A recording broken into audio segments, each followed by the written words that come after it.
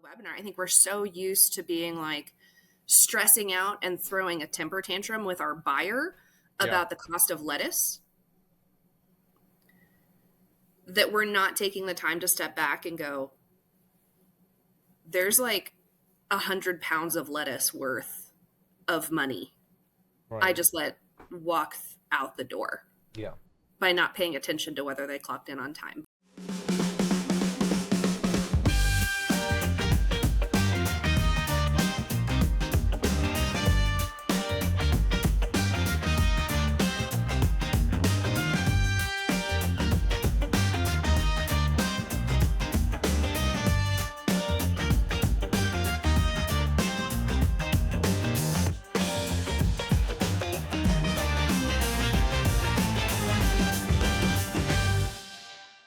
Hey guys, this is Michael Beck coming to you live with the ChatGTM Podcast. I am here with the one, the only Miss Audrey Hogan.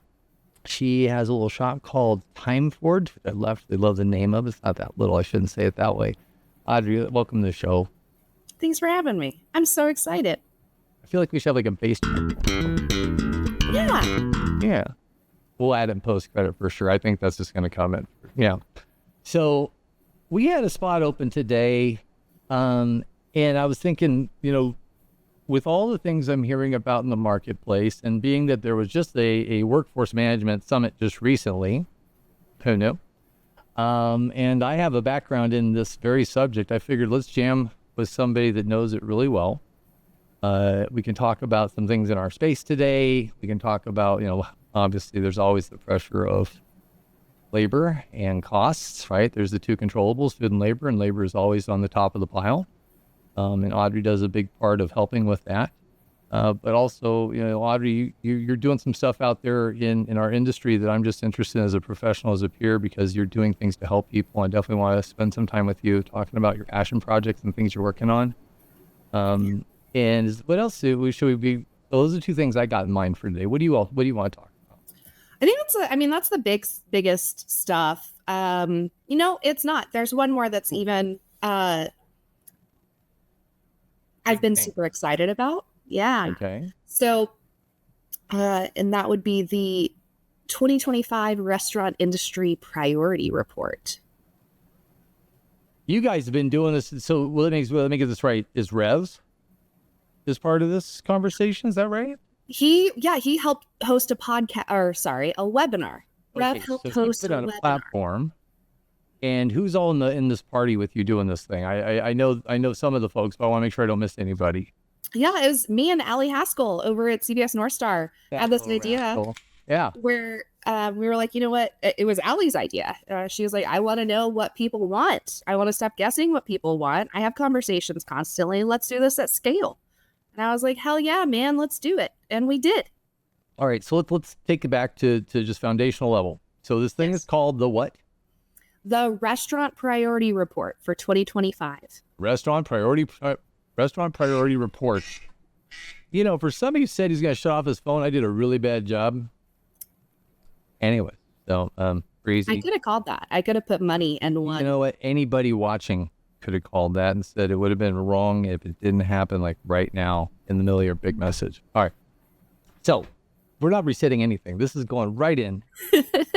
Should. Because this is life and life happens. But the Restaurant Priority Report, something brought to the world by you and Allie Haskell. And she's our friend from over at CBS North Star and industry badass. You used a phrase earlier. I'm not allowed to say it again about other badasses. Like, say badass. I'll leave the tail end of that off, right? Yeah. Bad bitches beget bad bitches. Yeah. I don't know how Okay, so that is the modern trope on Steel, Hardened Steel, I guess. Wow. Actually, if you think about what that means, you just stole that back. Yeah, that's right. I love it. So you're doing this priorities report and kind of walk me through what you're looking at or how you got to your data or what are the priorities or is it, where are you in the journey of this? Because clearly there's a data gathering stage or, looking at results and there's an output. Yeah. Yeah. It's, I love that that there's stages to that. We went in it just guns a-blazing, just like, we're going to ask some questions. They're going to answer some questions. Boom. Yeah. And it actually went kind of similar to that, but you know how much background work goes into those kinds of things. Yeah. So we wanted to be able to slice it up by department. That was pretty important to us when we asked the questions. So this question is being asked of brands, or is it asked of, is it kind of everybody? Because it sounds like there is a brand weight to this. If you're saying departmentally, it feels like the brands. Yeah, just the brands. We surveyed, I don't know, hundreds of brands, thousands of locations. And we said, hey, what's your job title, right? Are you C-suite? Are you director? Are you store level? Are you a GM? What department do you work in? Right? That was mostly for the corporate store support folks. And then, hey, what's your priority for 2025? Okay. Like, we tried to keep it simple, but we wanted to be able to. Did you parse it out by any like time segment? Q1, 2, H1, H2. Okay. So 2025, the big question. Yeah, just 2025. Okay. And the results were, And did you ask a question? Because this is all, the process is really fascinating, right? Did you leave it open-ended and let them say what it was? Oh, yeah. If we had the processing power to do that, we would have. But no, we put ChatGPT. We split it up and we guessed what we thought like the top 4 would be. Okay. We just guessed. Or no, maybe it was 6. I don't remember. We guessed at a number that we thought they would prioritize. Okay. And we gave them the option to throw more things in the list. Okay, so there's an other, right? Saying none of these are represented. Here's the one you didn't think about. Great. Exactly. Off. Exactly. The results were crazy. I was expecting ops to be like ops stuff, and finance to be like finance stuff, and IT to be like IT stuff, and HR to be like paperwork, right? That's every single department. I think that's kind of pissed Allie off. They got their nose in everybody else's business. Every single department was behind workforce. Oh, okay. That plays well for somebody I know. I think, I mean, I didn't bribe these. Like, I know, I'm just saying, I just drew a line, not my fault that you're the one in the room. So yeah, but that's awesome. Yeah. Afterwards, Allie was like, well, I guess this has nothing to do with me now, But no, it did have a ton to do with her. You can see that on the webinar we did. But it was really fascinating seeing how I don't know a single time in my lifetime that this industry has all centered behind, hey, our workforce policies and practices and results suck. Mm-hmm. Let's change them. Every single department. So is it, I mean, okay, so workforce is a broad topic.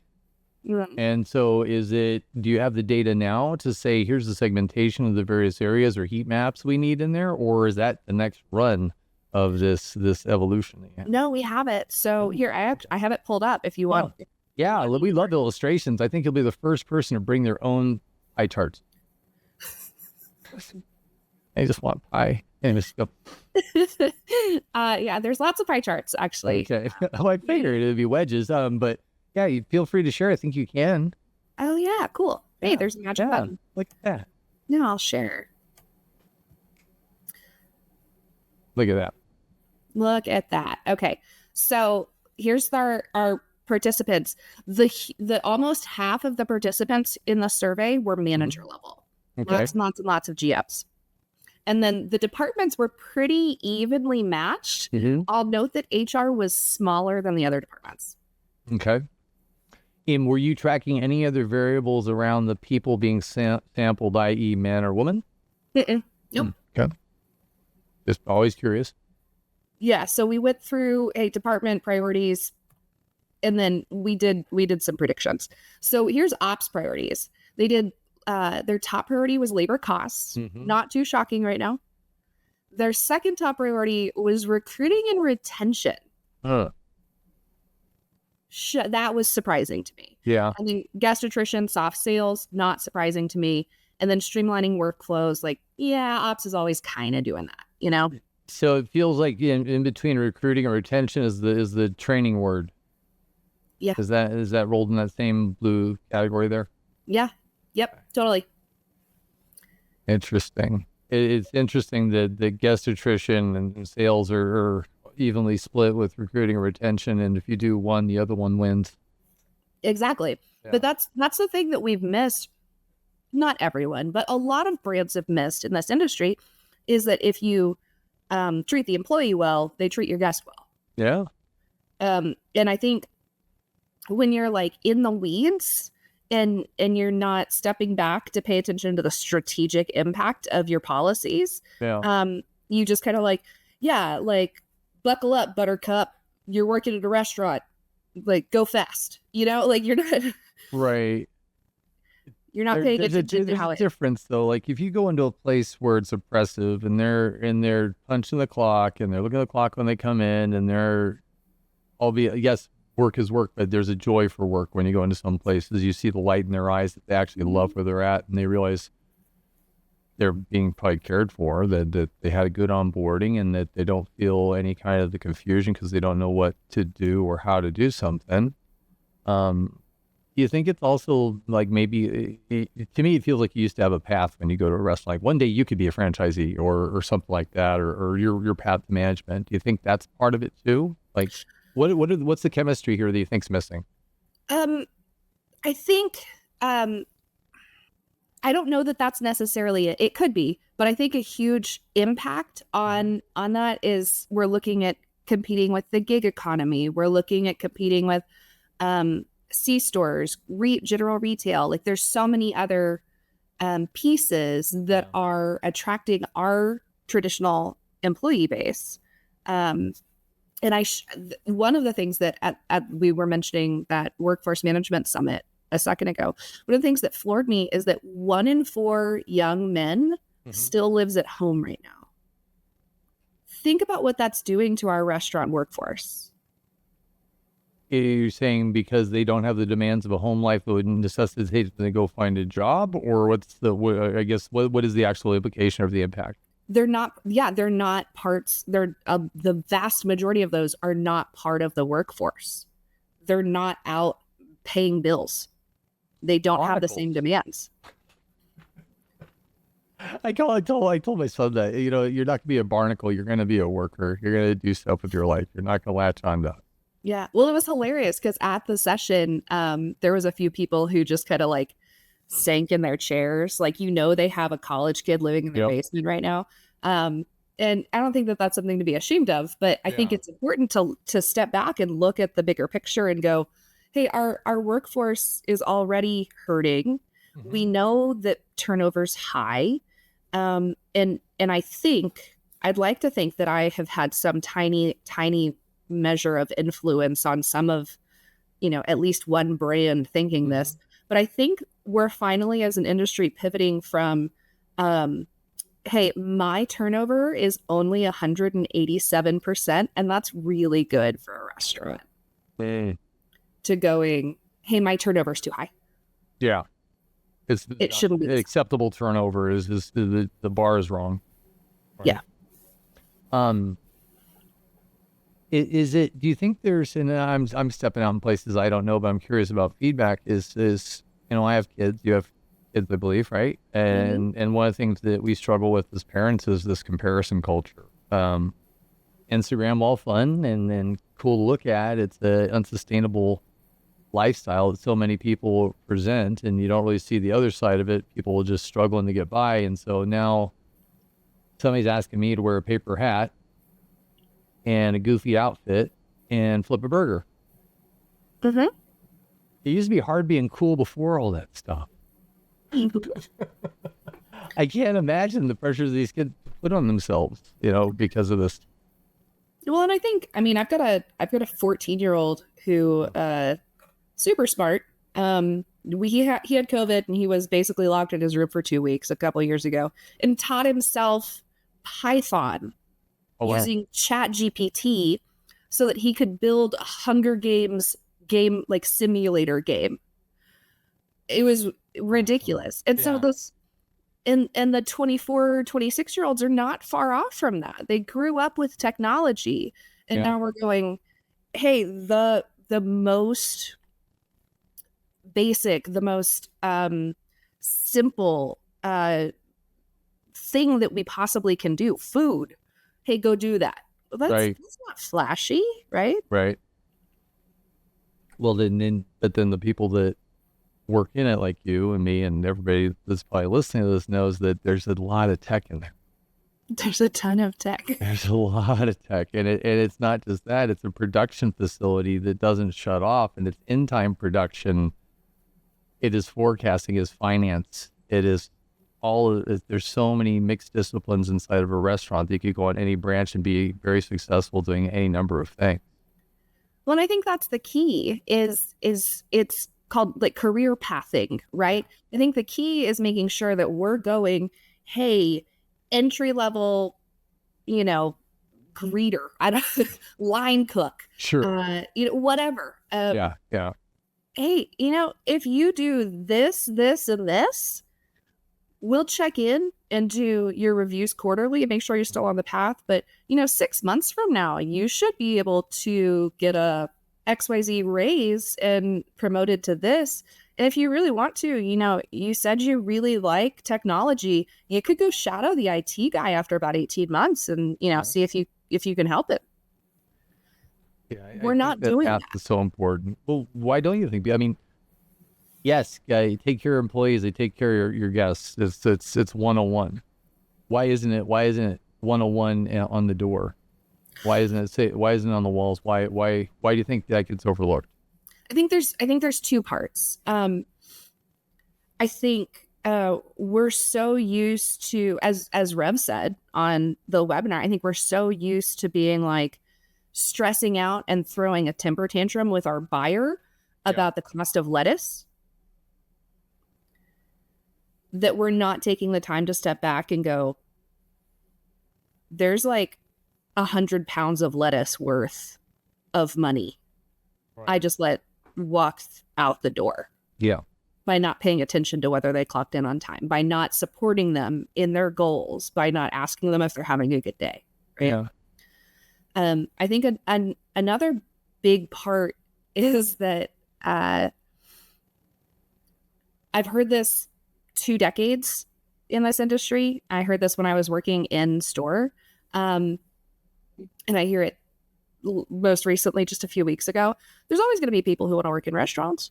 We don't have to lift a finger as an industry. We don't have to market ourselves and talk about actually how amazing it is to work at a restaurant. Is that true anymore? What? That sounds like a non-truth. It's not true. It's absolutely not true. Yeah. It's late nights. It's hot. You have the Karens and Kevins that come around, and there's a reputation for that, right? Like, you got to sweeten it up a little bit.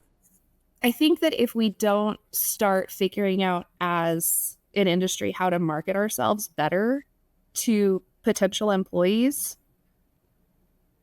we're not going to overcome this in time, right? We're looking at 2027 as expected to be a pretty significant labor shortage, like 2020, 2021 era labor shortage. And we have to be, as an industry, we have to be on the front end of it. So, well, I mean, because part of what we're talking about, I think there's this term, right? The employer of choice, right? Yeah. How do you become that employer of choice? How do you lead that culture? And some places do culture amazingly well, amazingly well. You walk in the door and from the moment they greet you that, wow, they're being taken care of. They love it here. I actually want to be here because it feels like they're not mad at me for showing up. Who knew? Right? But what does employer of choice mean in the year 2025? Well, I think it starts before you've hired them. So one of the things that I'm preaching about a lot lately is, have you seen Juvo Jobs? Have we talked about, or have you and Anthony talked about that? No. I'm gonna play Stump the Beck because this is my new favorite game because I know a couple of stats that are crazy. And I'm not Googling. My hands are in the air. Okay. How many hourly job seekers in 2024 said they would not apply to a job posting unless it had earned wage access listed in it? Oh, are you saying as a percentage of a total number or total? Okay. how many potential job seekers said they would not apply if it did not show that that role had earned wage access. Is that right? Yes. And for definition for the audience and myself to make sure, earned wage access is that mean early pay? But it's only early pay that you have actually earned. Right. So it's not a draw. Yeah. It's not a draw. Yeah. So I can get my pay at the end of the shift, or because a lot of folks do live paycheck to paycheck, and that's even worse because there's the predatory paycheck cashers, and let's then get started there, right? Yes. Yes. I would say, and so then we're talking about hourly workers, the ones that are surveyed here. 75%. You nailed it. Yeah. Boom. Yeah. It's about 76.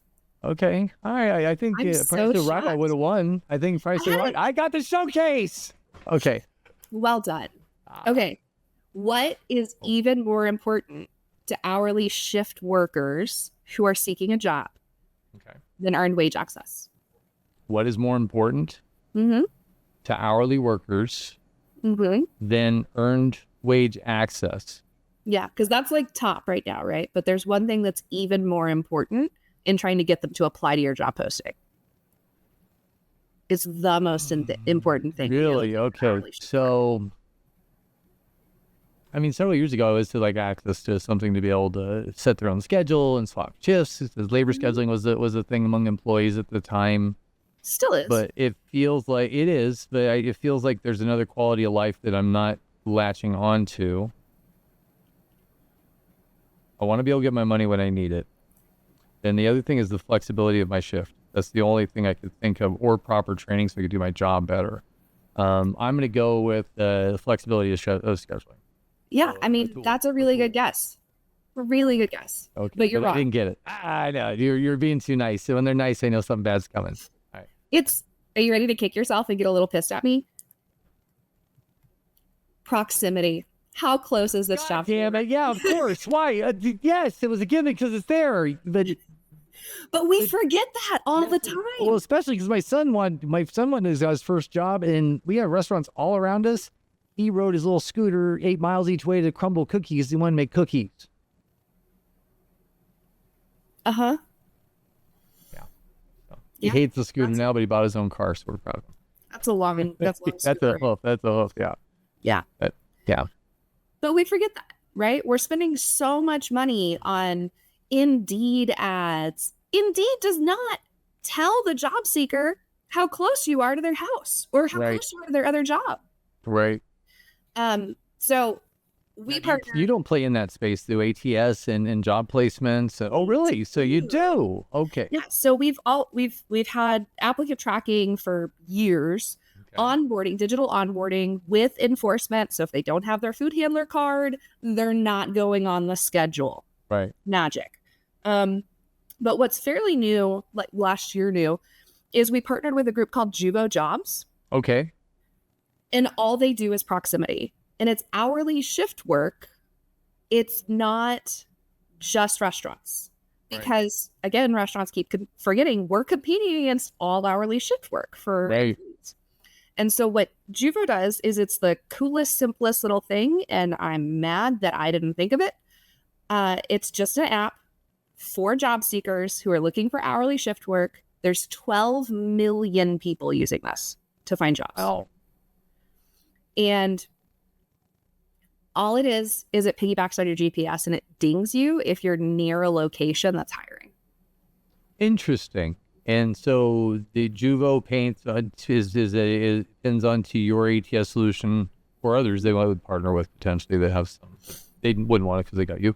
And then because of that, your listings will then alert when you're going by those, or is it any restaurant they go by that has an availability? No, just so TimeForge customers get listed in Juvo right now. Yep. We're doing this like crazy special deal where we're doing it for them. And so then you can see what your job seeker numbers look like. Yep. What's really cool is that it's not like Indeed. You're not getting hundreds and hundreds of applicants. You're welcome. Every single person who's interested and they connect, they don't apply through the system. Everybody who's interested is quality. They've already looked and seen what you do. They looked at your intro page and they record a 30-second video introducing themselves and why they want to come work for you. Okay, is the video in TimeForge, or is that in Juvo? That's in Juvo, inside the Juvo app. Okay. And it's like, it walks them through like baby steps. It's like, hey, what's your dream job? What do you like about your work? It's amazing. Wow. And then when when a job seeker goes by one of these locations and the geofence, or however you want to say it, pings off and says they're nearby, is there something that shows up? Is it conversational? How do they apply? What's kind of the experience like for them? So they have a connect button that lets them do the video from their end. Okay. They can also get a video response from the hiring manager, the GM, or it could be something that like corporate puts in place. Like you can make the workflow at work however you want. And so that starts a conversation. What I think is really cool is any GM who's been GMing for more than 6 months can look at the first 5 seconds of one of those videos and go, yeah, we'll call him in. Or absolutely not. Yep. That's all it takes. And we're bypassing the 3.5 hours of like, called, oh, they didn't answer. Call, oh, they didn't answer. I can't get them on the phone. The ghosting thing is absolutely massive. I mean, is it 10% of applicants are connectable, or some crazy number like that in this area? Or what's the number there? It's I just pulled out. What? Okay. It's a lie. Yeah. And I don't answer my phone either. Like, there's so many spam calls. Yeah. Wow. It's like, if you're looking for a job and you don't know to pick up the phone, that's terrible. What do you do? Well, that's really cool. And so Juvo and TimeForge, if I wanted to work with both, do I do it directly through TimeForge? Do I do it through Juvo? Like, how does that, who am I going to call? Yeah, you go through TimeForge. Okay. You can call me. Call Audrey. I get excited. Here comes the digits, everybody. I'll answer my phone. I said she wouldn't. I've got a good spam checker now. Okay. No, you go through TimeForge. We load your information in and sync it over to Juvo. And then if you wanted to use our applicant tracking and onboarding, you're welcome to, but you don't have to. Yeah. If you do use it, then once you pull someone in for an interview, you have them actually apply, right? Juvo's not an application tracking system. TimeForge that's one of the many things we do. Juvo's an applicant alerting system. Yeah, it's a job seeker platform. Yeah. Well, I just never, like, the ding, ding, ding I think that's amazing. The alert that you're near a hiring location because of proximity, like you said. A lot of these folks are walking to and from the place they're probably going to be working at one day, right? They're going to be at the bus there, or they're going to be getting out of school there or something. That makes sense. Yeah. No, it does. I went off on a tangent there, but your question was like, hey, how do we solve this problem? Yeah. And the answer is start doing the things that people care about. Right. So it starts with making it easier. Gotta make it easier. Right? Yeah. Got it. And with that, I know there's some art to job listing, and it's not just saying, here's this place you're going to work and toil, get acne, maybe have a fight or two, and then you're going to get home and be really tired at the end of the day. Yeah. Probably not going to get a bunch of excited people. So do you have anybody over there that does some of the job descriptions, or is like, because it seems like job descriptions is art in itself. Job descriptions are an art in their own. We have this like library of samples, but typically we work with HR teams where they already know what they want. Yeah. If someone wants some help with that, like I get excited about the art of that. My glasses are pinching. I have new glasses. They're a little tight, and this is near my mic, and it just fed back. It yelled at you. Yeah. It said stop fidgeting like everybody. You need a yoga ball to sit on. What do you think I'm rolling around on here? Anyways, no. So there's something else about TimeForge that, so I worked at Restaurant Magic for a long time, and then I also worked at Altimetrics. Both have very robust labor scheduling solutions, right? And when you talk about labor solutions, you can hear people go, oh, it's just a digital pen and paper that they put a schedule on, and or the next phrase is, yeah, but it's not enterprise, right? Mm-hmm. And what I know about those solutions and what I believe I know about TimeForge, it makes me kind of confused. I know most of the enterprise solutions don't actually have what TimeForge has. Mm-hmm. Tell me a little bit about that. I mean, because I think if people listening, people that have thought about, wow, I already got a system in place, and I'm doing some other stuff that has helped me get by some of the more localized issues, and I'm living through that. I think TimeForge has something that if the world knew, I have a few more conversations. Yeah, we do. Yeah. I'd say we have more than one thing. Well, I know that other platforms that are actually you compete with come to you for some of these things. Yeah. So I think it's important to understand our history before we dive, so you can understand how we Take a journey in the Wayback Machine. Here we go. We never would have gotten here if we'd had any idea what we were doing when we got started. That's what I tell everybody about my journey. Yep. So we launched TimeForge in 2007. Okay. Our experience in restaurant was like, some of us had worked in restaurants. The whole launching of TimeForge was because Anthony had a college roommate who was working at a restaurant down the street. Uh-huh. And they would post the schedule for the upcoming week starting Monday on Sunday night, physically at the restaurant. Is this Craig's fault? This is Craig's fault. I knew Craig did something horrible before. Okay. And he didn't have a car. So Anthony had to drive him to the freaking restaurant every Sunday night. I love that this is Craig's fault. This is 100% Craig's fault.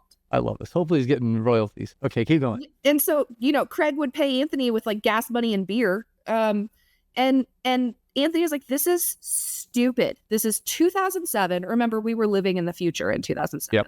Like we were so cutting edge. We had successfully lived through Y2K, right? Yeah. And so Anthony's like, there's got to be a better way. What I was wearing in 2007. What was your style? We're taking a side journey. How was your hair in 2007? What were you wearing? I was an emo kid. You're an emo kid. Yeah. Was the hair black? It was either bleach blonde or black, or when I felt extra punk rock, it was both. Oh, okay. You see the Cruella de Vil. Okay. It was, and it stuck up. I did that. I had the emo poof, all of it. Yeah, I think I had really bad flip hair. It was like this whole. Yes. Yeah. Yes. Tight jeans, angry. A lot of board shorts. T-shirts. My repertoire hasn't changed that much. Yeah. Okay. Now we're coming back to almost the present. So Anthony is seething at his buddy Craig, who's making his life a living hell, and thereby came a company. Yeah, and so Anthony builds TimeForge, 100%. 100%. Awesome. So he launches TimeForge. It's this crappy little spreadsheet online, and he's like, restaurants, we solve all of your problems, right, on our website. Right. The restaurants started calling to let us know that we did not solve all of their problems. Well, that's bad news. They were like, hey, this is cool. It's a spreadsheet online, and also it's completely useless because it doesn't tell me what my sales are going to be. Right. We're like, what? Why do you need sales? You're building a schedule. Yeah, let's build what people have to do with each other. And Anthony, God bless him, is really good at listening when someone talks. And so he started integrating when like APIs were not a common term, right? So he started integrating to every restaurant point of sale on the platform so that he could pull the sales in, so they could see their sales, they could project their sales, and they could build their schedule off of what they thought their sales were going to be. So then the restaurants started calling us and going, that's cool and all, but I need you to tell me what the sales are going to be. And we're like, no one knows what your sales are going to be. Who would, like, you want us to look into the future? That's not possible. Yeah. And we did it. Anthony invested heavily in figuring out what the sales were going to be. So starting that was like 2009 maybe is when we launched the sales forecasting, and we've just iterated constantly. Like we've been using machine learning since people like before they knew what the word was. He was an AI hipster. He was into machine learning before it was cool. That's right. Yeah. 100%. Yeah. And so to your original question, that's the thing that we have that nobody else has. One of the things that we have that nobody else has, and why a lot of brands and vendors come to us for partnership is because we can tell you what you're going to sell. There's some specific rules though around labor laws, I think, that you guys help with. Is that right? Like your work week, some of these things, like the things that keep people out of New York and California. We help with that really proactively. I don't know that anyone else does it quite like we do. So that's another pretty huge differentiator for us in this market, where you can pivot from like, oh crap, they were supposed to go on break and they didn't, so I owe them an extra hour, to, hey, they're supposed to go on break 10 minutes ago and they didn't, so I'm going to go send them on break. Right? You get a little bit more proactive when you've got your scheduling, your attendance, and your compliance engine all in one place. And if they're clocking in and out on the POS, then we just consume that into TimeForge, so we know whether they've gone on break or not. And so you mentioned that Anthony or the team had written all these different integrations to various point of sale platforms and other solutions. So that's still a very robust ecosystem today? Absolutely. It's grown. Yeah. It's in the last 5 years, it's probably doubled or tripled. And from experience, food is hard to deploy. Labor is pretty hard to deploy. At least time-wise, it seemed that they were. I mean, food's a little longer, but labor is usually kind of complicated too. How long did it take you guys to get somebody stood up? I'm a 50-unit chain, and I've got kind of my things figured out. Not that we've done this a little bit before, so it's not. Let's just assume there's a level playing field. So, what would it take to get me into stores? It really depends on how fast you want to go, and I think I am highly available and very cooperative. I think people perceive that as wishy-washy, but it's true, because you can only move as fast as your client allows you to move. That is the number one cliche, right? Yeah, we can go fast. Are you going to be available? Are you going to help me? Exactly. Give me what I need. Yeah. So I find people don't want to go as fast as they think they want to go once we start looking at what goes into this and making sure managers are trained and stuff. But we're heavy on the implementation side. We're very handholdy. We hope that you like that, but we're going to hold your hand. Yeah. And so we start off with a kickoff call where we lay those foundations. We go, hey, what are your top 3 priorities during this implementation? And then we either commit or go, never mind, I don't know how you got through the sales process. We shouldn't be talking. Have you fired somebody at that point in the game? No, maybe we should. I don't know. It sounded like it's like a really ballsy thing, like, oh, rejected. Send it back. Like Simon Cowell shows up, like, we're not doing it. The chair doesn't turn around. You're not listening to anything. No, we used to be pretty bad about like, yeah, I think we can do it. I think, yeah, we can probably do that. We'll try to do that. But I've gotten to the point where I'm just like, nah, that's not realistic. That's not going to work. That's not going to happen. We don't make smoothies through our software, Sales guys. Anyways, so typically once we have that kickoff call, everybody is so aligned, then it's easy. Yeah. 50 stores, we would start with a 2 to 4 store pilot. We'd run that for at least one pay cycle. So that could be a week, that could be a month, whatever works for the customer. And then once we've met their success criteria, which is customer defined, then we'll move to full rollout. Got it. And then from there, it's kind of preset, pre-configured, unless there's some drastic market it's going into with its own variables, right? Exactly. We can do like big bang, train all the stores, everybody migrates the same week. Or usually what's more common is they'll do a more like grouped rollout where they're, hey, here's 10 stores, 10 more stores, 10 more stores. And they'll trail each other by a week. And that's really cool when you're implementing lots of modules, because then you can have your like early adopters help train everybody else. Yeah, you got the bunny hop and train the trainer thing going along. Yeah. Love it. That's awesome. So like, I don't know, 6 to 12 weeks maybe for you to do it without your GMs revolting. I still want to see a joke about GMs being revolting, but they're not. They're awesome people. GMs are the best. Yeah, well, I'm glad you shared that with me. I know it's probably like, God, I don't want to talk about TimeForge again. Here I go. But I think so many people just, when I was selling back office, I heard a lot of the statement, "You're all the same. What does it matter? It's all the same stuff." Mm-hmm. They didn't use the word stuff, but they used the nest in there. But yeah, and inside you're screaming, "It's not all the same stuff. If you only knew," right? And so I'm glad you shared that. You know, it's I have friends that are struggling right now with software, and I think if they knew, they'd put their hand up and go, "Hey, let's at least talk." And I think what I've always liked about AP and you and even Craig, actually I love Craig, is that you guys don't force it. You know, it's a comfortable conversation. It's consultative. There is no slam. It's always been just very friendly. In fact, I'm like, they're a little soft. Like, they're too nice. I don't know. At the end of the month, they might not be so nice. Just give them a they're good. We are probably too soft for our own good in the sales cycle. Like legitimately. But my worst fear. I'm joking. No, I'm dead serious. Like, we don't push hard enough. It's to the point that, it's a priority when people come talk to us, and then life happens, shit happens. Mm-hmm. And we're not going, "Hey, you ready? Hey, just checking in. Hey, here's this fun article I read. Wouldn't you?" We're not doing that. Yeah. And really, we probably should, because about 90% of the time, it's not that they don't want to move forward. It's that they were not thinking about you and the other guy called. That's the thing. Yep. My worst nightmare is that they're going to be talking to one of their buddies who's also a restaurant owner, and they're going to go, "Nah, I'm stuck in this. I got 36 more months on this contract with TimeForge. Can't leave. I fucking hate them." Like, we can't. Sorry, I dropped an F-bomb. I think that was a retroactive bleep, everybody. But that's my worst nightmare. What, F-bombs in the middle of your podcast? No, F-bombs are great.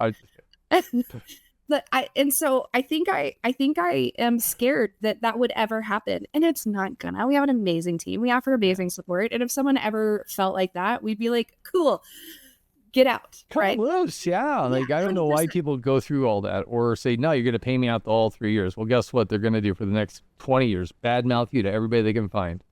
And they don't. Our customers love us. Have you seen our Capterra reviews? It makes me cry. They're beautiful. I think we should do, like, how they had, what is it? They play REM, Everybody Hurts, and they read the mean tweets. We should do happy Capterras about, I love that. about TimeForge, right? And we play some, we do a nice Morgan Freeman voice, right? But no, we do, instead of Everybody Hurts, we play, I don't know, happy, joy. There's a lot of annoying. Because I'm happy with Pharrell, and then we could do happy tweets or happy Capterras. I think that would be actually a fun thing. You heard it here first, folks. Here. Yes. Hey, before we wrap up, so we're coming up on time. You're going places, right? You're going to be at shows. I don't know. I'm guessing you are. Most people are. You just came back from a show. What's coming up? Where can people find you? Yeah, actually, the next spot I'll be at is going to be the National Grocers Association. So, what's it, like next weekend? Next week? Yeah, it is. Yeah, so I'll be in Vegas. So if you're going to be in Vegas next weekend or next week. What days? What dates? Where? What property? The 23rd? The 23rd. And then a few days after that. I don't remember what. Is there a booth number? No. Like, God damn you, Beck. It's a small show. Like, you'll find us. I'm just kidding. Oh, okay. So, but this the National Grocers Association show in Las Vegas, Nevada, taking place next weekend. I'll try to put a tag in it before this thing flies. If it didn't fly after they already went. Are you co-locating? Or are you showing on your own? Or who are you with? I'll be with Anthony. I think Craig's coming too. Yeah. I'm super. Allie's going to come out for a day. I don't know if she's going to go into NGA or not. I think she's coming out for a day. I'm stoked. So I have a lot of grocery customers who have restaurants, and I have restaurant customers who have other retail establishments. And so I love getting to be the workforce lady who bridges all of the hourly shift work verticals. And so I love this NGA show. If TimeForge was a person, how would you describe it? You know, it's funny. We had an employee in 2010, 2011. We had not done a lot of UI updates, and she said TimeForge was the girl with the great personality. I can't answer that as a man. What I will say out of my mouth will do me forever, and I will just be quiet. Yeah, I think what's cool is that she's had some work done, and she's real nice to look at now, but she's real funny and smart on the inside. Super smart, funny. Okay, so she was this is every 80s movie ever seen where it was the nerdy hot girl that nobody knew, and then she took off the glasses and brushed her hair once, and she is amazing. Mm-hmm. Yeah, exactly. And that's TimeForge. Never been kissed by TimeForge. Hey, Audrey, it's always amazing to see you. You know, so last time I saw you, we were at FS Tech, and we did one of those Fountainside ad hoc. We're leaving the show, or it was in the booth, and I babbled. Boy, did I babble! It was babble. I think it was indistinguishable babble, but it was babble. It was a little babbly. Yes, your babble is hilarious, though. So I think you're harder on yourself than you need to be, because even if it's nonsensical gibberish, it's usually funny. Well, I'm taken by the spirit. It's really just speaking in tongues. That's all. So it's the word speaking. It's the universal. It transcends. I love it. Yeah. Glad to God. Preach. All right. Well, that folks, I think we burned out all the gasoline we got and all the goodwill that Audrey's going to give me, because after this is law of diminishing returns. We know. We jump shark. She's absolutely awesome. She jumps baby shark, and now we'll play the music. Anyway, Audrey, it's always a pleasure. Can't wait to see you I won't be at NGA. Are you going to be at Mertech? Or are you going at FS Tech? Like, let's finish this show thought. Where are you going to be this year that hospitality people go?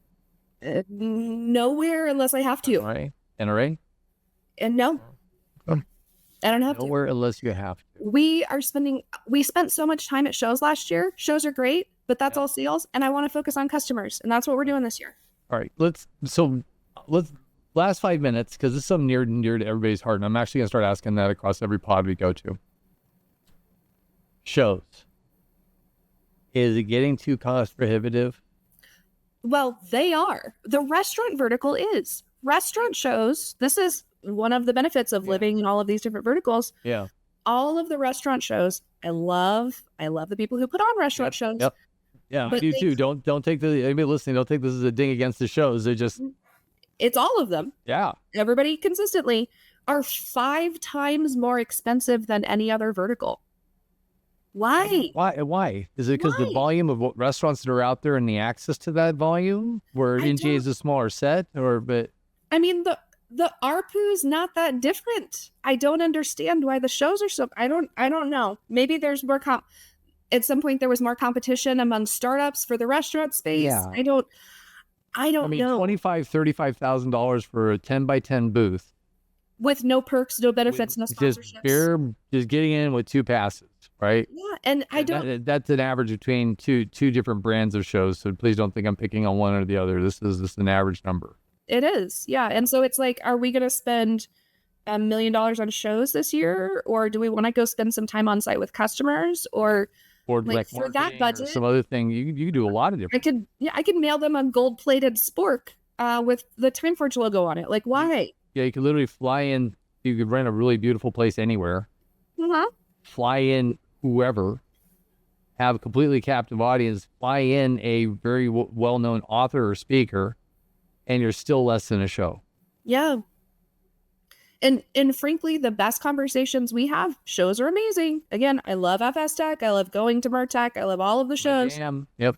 But we can have those conversations without going to the show. Yeah. So that's what we're doing this year. We'll see if we do it in 2026. We'll see how this year goes. But no, we're very minimal on shows. Yeah, I'm wondering how many, I think Mertech's had to hear with the what do they call it? The suitcasers, the hotelers, the couch surfers, the lobby surfers. Yeah. But you can't blame them. No. But then the vendors are going to tick off because they're paying the big bucks and they're just, somebody else is outside batting clean up. Mm-hmm. It's very interesting. I wish there was, like, maybe we could do an anonymized survey to find out what everyone's ROI metrics for all of these shows are. Yeah. I wonder also what if you said if you drop ROI is almost impossible. It's easy to attribute it to what show it happened at. It wasn't that show. It was the concatenation of shows that made it happen. Blah, blah. But what about if you took the calculus of all the people in the lobby that should be on the inside and had they charged a quarter less than what they're charging now, what revenue would they have if that would have converted them because their number was simply too high for the admit? Clearly they have the money to send people. Clearly they have the money to hotel people. Mm-hmm. Right? Yeah. And I'm sure being in the lobby isn't their ideal state either. Yeah. Yeah. Interesting. I don't know. Well, that's for another day, my dear. I think it's going to get figured out. No, I had so much fun. I always do. You're the best. Well, next time I see you, we'll do a pod from where we're at. If you go to NRA, we'll be Jay Ashton, myself, and Bill Oakley, who's hilarious. I don't know if you've seen him around lately. So Bill Oakley's a former showrunner for The Simpsons, was one of their head writers. He wrote the Who Shot Mr. Burns episode. Oh, that's awesome. He's now a food connoisseur. He's a snacks connoisseur. He eats weird stuff. And focuses on local regional favorites like Skyline chili, chili with spaghetti and sweet. Nobody would eat it anywhere else, but he has like 10 of these menu items he'll have in a restaurant that he'll pick out with their chefs, do their best interpretation of that dish. And then they have like a dinner and a show around it, some fun things, but really super fun guy. So anyways, long story short, he'll be one of the people at casting while we're there. And if you do come through, I expect you to sit with us and talk, and I'll buy you a Starbucks. Oh man. Or something you like. I'm not sure which, huh? Now you make me want to go. See, I'm enticing you. This is how it works. You do the entice and then you go. Entice and then you go. I'll leave it on that note. Hey guys, thanks for joining in. It's been a great time here with Audrey Hogan of TimeForge. Always a great addition. Her family member, Mr. Anthony Presley, also TimeForge and Custom Business Solutions, ran by one of my great friends, Mr. Jeremy Julian, and his father, Art Julian. Just doing a shout out to the chain of people I know that got this conversation with Audrey here, and I am grateful for you every day that I know you. So thank you, Audrey. Thank you for having me. You're the best. You're the best right back. All right, I'm going to shut off before it gets too cringy.